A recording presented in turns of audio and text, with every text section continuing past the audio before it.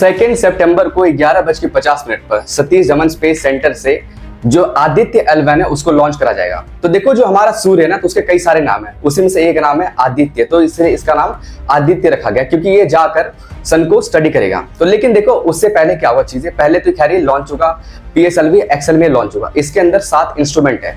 जब ये अर्थ से ये लॉन्च होगा तो लॉन्च होने के बाद लगभग ये अर्थ को ऑर्बिट करेगा। तो जब ये ऑर्बिट करेगा उसके बाद ये 1.5 मिलियन किलोमीटर दूर जाएगा। तो वहां पे जो पूरा डिस्टेंस है उसे कवर करने के लिए लगभग इसे 4 महीने का टाइम लगेगा। तो ये 1.5 किलोमीटर का डिस्टेंस है ना, उसे बोलते हैं लैग्रेंज पॉइंट। अब देखो जो लैग्रेंज पॉइंट है ना, इसके लगभग 5 पॉइंट है जो कि सन के आसपास है, L1, L2, L3, L4, L5। तो 1 to 3 वाले जो है वो है अनस्टेबल। तो अनस्टेबल वाले में हमारा जो लैग्रेंज पॉइंट है वहां पे गया हुआ है। तो देखो वहां पे भेजने का रीजन ये है ना, तो देखो जो अर्थ है, अर्थ की अपनी ग्रेविटी है, उसके अलावा सन है, सन की अपनी ग्रेविटी है। सन अपनी तरफ खींचेगा और जो अर्थ है अपनी तरफ खींचेगा। लेकिन ये वाला जो पॉइंट होता है 1.5 मिलियन किलोमीटर का, तो यहाँ पे क्या होता है ना, जो दोनों की ग्रेविटी होती है ना आपस में एक दूसरे खींचती है और वहां पे ये जो होता है ना वो अपने आप को कैंसिल कर देता है, दोनों को कैंसिल कर देता है। तो यहाँ पे उसे प्लेस करेंगे। तो जब ये वहां पे प्लेस कर देंगे तो प्लेस करने के बाद फिर ये क्या करेगा, वहां पे ऑर्बिट करेगा, अर्थ को ऑर्बिट करेगा एकदम फुल स्पीड में। तो देखो वहां पे इसलिए प्लेस करा गया ताकि जो सन है तो सन का जो व्यू वो अच्छी तरीके से मिल सके। अब जो इसे भेजा गया स्पेसक्राफ्ट के अंदर टोटल 7 इंस्ट्रूमेंट है। अब इसका जो मेन काम है ना, ये सन को करेगा स्टडी। अब स्टडी क्या करेगा, तो देखो जो सन है, सन की देखो 3-4 लेयर जो सबसे इंपॉर्टेंट वाली है।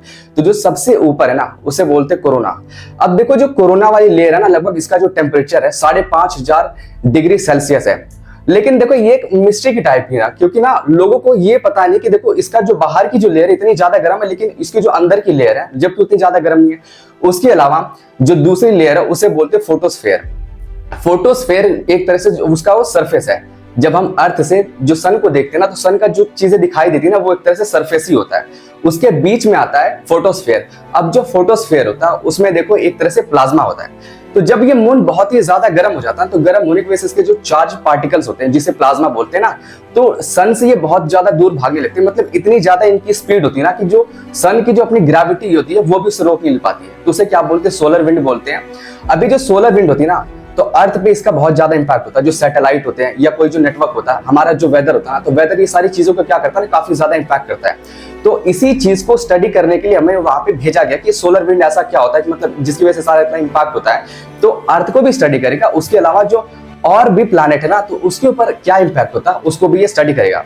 तो लेकिन देखो अब जो सन है ना उसको स्टडी करने के लिए ऐसा नहीं कि हम पहले देश हैं, लेकिन इससे पहले 3 और देश हैं जिन्होंने इसे लॉन्च कर चुके हैं सन को स्टडी करने के लिए। जो पहला देश था ना वो था जापान, उसके अलावा यूरोपियन स्पेस एजेंसी, और जो लेटेस्ट वाला था वो था अमेरिका का। लेकिन ये भी एक तरह से हमारे लिए बहुत अच्छी बात है, क्योंकि देखो एक तरह से हम बहुत एक स्पेशल ग्रुप में आ जाए, क्योंकि बहुत ज्यादा देशों ने इसे लॉन्च भी करा हुआ। लेकिन अभी वहां तक हमें पहुंचने में, देखो हमें लॉन्च तो आज हमने कर दिया है, आज है 2 सितंबर, लेकिन वहां तक पहुंचने में हमें लगेगा टाइम, वो लगभग 4 महीने का टाइम लगेगा। तब हम वहां पे पहुंचेंगे और फिर जाके स्टडी करेंगे और जो भी डेटा होगा, जो भी इंफॉर्मेशन होगी हमारे पास आएगी। तो उम्मीद करते हैं कि देखो हमारा जो इसरो और अच्छे काम करते रहे और हमारे देश का नाम रोशन करे। तो इस वीडियो में बस इतना ही। देखने के लिए धन्यवाद।